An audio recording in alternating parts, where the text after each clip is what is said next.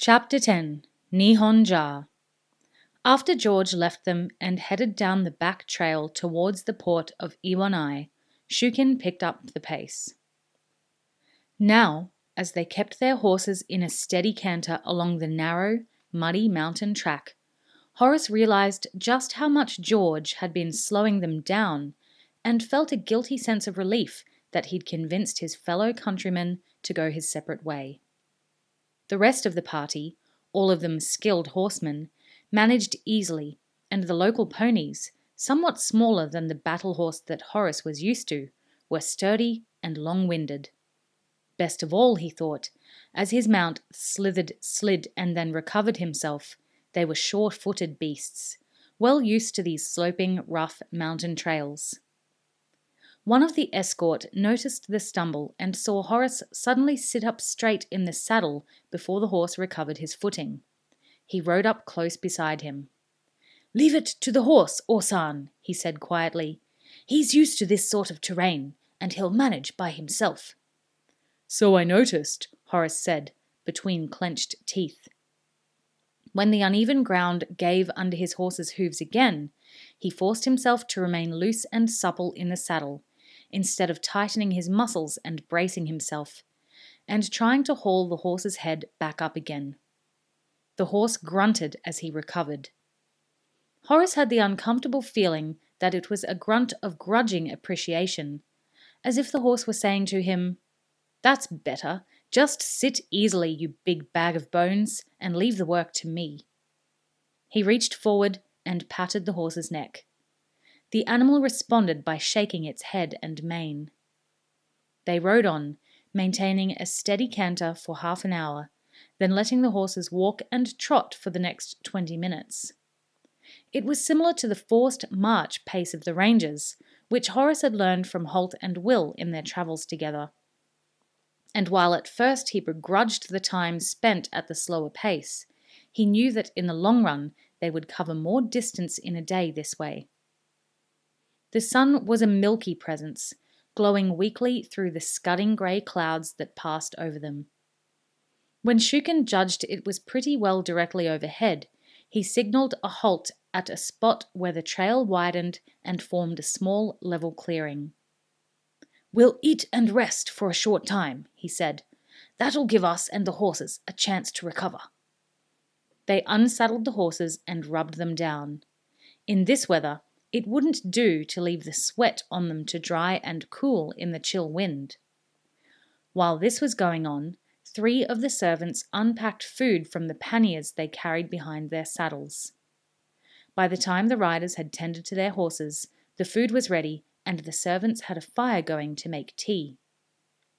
Horace accepted a plate of pickles, smoked trout, and spiced rice rolled into balls, and made his way to a level patch of ground. He hunkered down on a fallen log, groaning slightly as his knees and thighs let him know how hard they had been working. It was pleasant to rest for a few minutes, he thought. He just hoped that the brief stop wouldn't be enough to let his muscles stiffen. If they did, the first half hour on the trail again would be torture. He resolved to get up and walk around the clearing once he had eaten.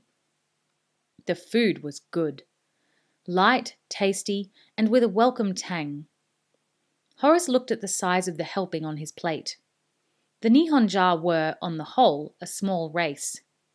He felt he could have happily dealt with a much larger portion of lunch. Then he shrugged philosophically. He always thought that, wherever he was and whatever he was given. Shukin, having checked that Shigeru needed nothing, had done a quick tour of the temporary camp, ensuring that all the men were eating and none of the horses had developed problems. Then, when he was satisfied, a servant handed him a plate of food and he sank down on the log beside Horace. The Araluen noted glumly that Shukin, used to sitting cross-legged on the ground since childhood, showed no sign of stiffness or discomfort as he sat. "How far do you plan to go today?" Horace asked him. Shukin screwed up his face as he considered the question. "I had hoped to cross the Saranaki River," he said. He indicated the direction they had been travelling in, It's another 20 kilometers uphill from here. There's a waterfall with a crossing just above it. We should be able to make that distance, Horace said. We've got another 5 hours of daylight at least.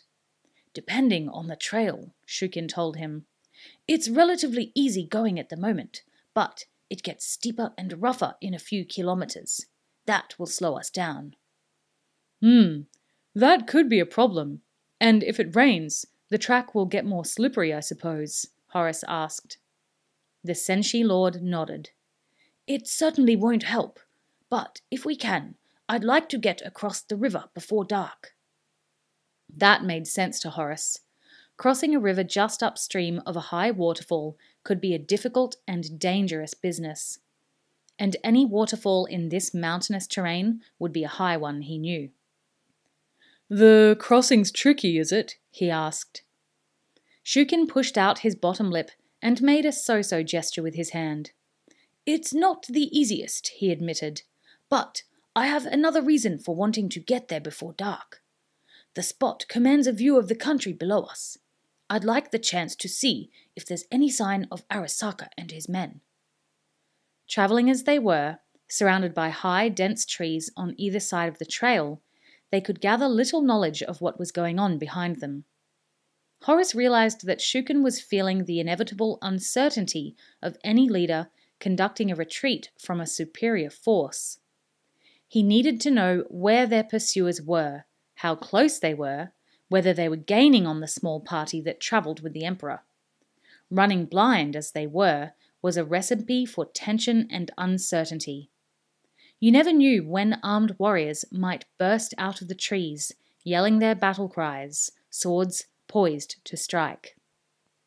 Just as they had that morning. And if we don't make the river? Horace asked. It was all very well to plan for the best possible circumstances, but the worst possible had to be considered as well. Shukin shrugged. There's a small village not far from the falls. We'll shelter there for the night. The rain, which had been absent for almost an hour, began again as he spoke. It was a light misting rain, deceptive in its intensity. It seemed harmless enough at first, but it was constant and unremitting. After 10 to 15 minutes of this, Horace knew, cloaks and trousers would become saturated, so that the water, no longer being absorbed by the weave, would flow off and run down into boot tops.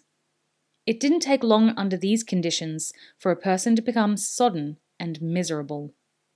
Well, if we don't make the falls, Horace said philosophically, at least we'll have somewhere dry to sleep tonight. The rain turned the surface of the trail to a slippery, glue-like consistency. The horses lurched and stumbled upwards, occasionally causing Horace's hair to stand on end as he caught glimpses of the dizzying depths below him, when the screen of trees beside the road thinned from time to time. Even more serious, the thick, sticky mud built up on the horses' hooves, forcing the riders to stop frequently and clear the mess away. He saw Shukin glancing more frequently at the pale, watery disk that marked the sun's position. The Senshi Lord's face was fixed in a frown now. It was mid-afternoon, and Horace, even though he wasn't sure how far they had travelled, knew it was nothing like the distance they would have to cover if they were going to cross the river in daylight.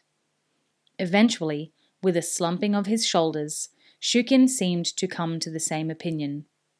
He held up his hand to stop the little column and edged his horse back down the slope to where the Emperor sat patiently.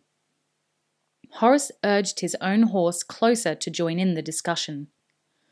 We won't get across the river tonight, Shukin said. Shigeru pursed his lips in disappointment. You're sure? He asked, then waved any possible answer aside as he corrected himself.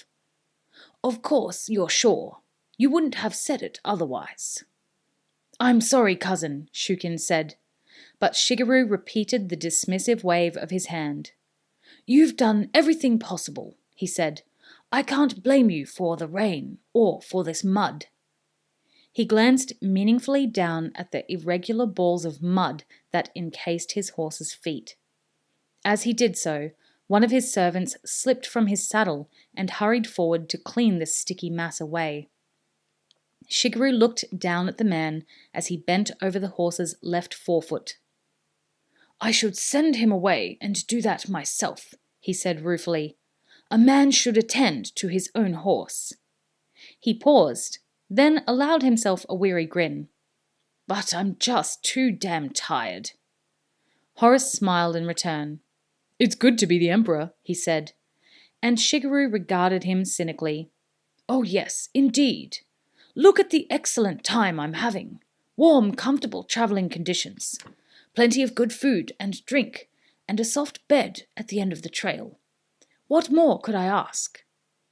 He and Horace shared the small joke, but Shukin lowered his gaze. "I'm sorry, cousin," he said bitterly. "You don't deserve this."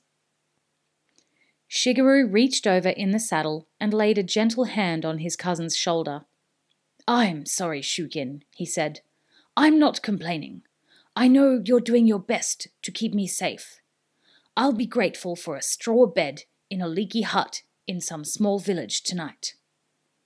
"Unfortunately, that seems to be what's in store for us," Shukin agreed. "A little further up this rise, the road levels out and forks. Left leads to the falls and the crossing. Right leads us to a timber cutter's village. We'll turn right." "One thing," Shigeru added doubtfully. "Will this rain have any effect on the crossing? What if it causes the river to rise? Should we perhaps try to get there, even if it is in the dark?" But Shukin shook his head without any sign of uncertainty. "It's not heavy enough for that. The water doesn't build up because it escapes so easily at the falls." Shigeru smiled at his cousin, understanding how heavily the responsibility for his emperor's safety and well-being was lying on the Senshi's shoulders. "Well, my friend, there's no sense in bemoaning what we can't achieve today. Let's get on with what we can achieve and find this village. As Orsan mentioned earlier, at least we'll have somewhere dry to sleep tonight." He included Horace in the smile. Shukin nodded and turned to issue a command to the small column. As they moved out, Horace noticed that Shukin now had a determined set to his shoulders. Not for the first time, Horace reflected on how the Emperor's good-humoured, unselfish response to setbacks could inspire so much more loyalty and effort from his subordinates than blustering and bullying could ever achieve. It was a valuable lesson in leadership, he thought. It was another difficult 2 hours on the trail, riding, slithering, sliding, and stumbling before they reached level ground once more. Shukin called a brief halt while horses and men caught their breath for a few minutes. He consulted his map, with one of his troops holding a waterproof cape over him. There was barely enough light to see the details on the sheet, Horace thought, but the Senshi warrior folded the map away and pointed down the trail. 10 more minutes, he said. A little while after, they saw the glimmer of lights through the trees, flickering intermittently as branches, moving in the wind, interposed themselves between them. Then, abruptly, they were in a clearing, at the beginning of a small group of thatched-roofed cabins. Warm yellow light glowed through the waxed paper window panes of the houses, and smoke curled from several chimneys. The smell of wood smoke spoke to Horace of warm rooms and hot food and tea. Suddenly, he was eager to dismount. As he had the thought, he became aware of movement in his peripheral vision.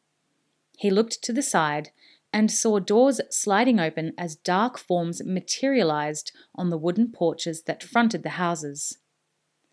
The villagers were emerging from their homes to welcome the strangers who had arrived among them. At least, Horace hoped they were planning a welcome.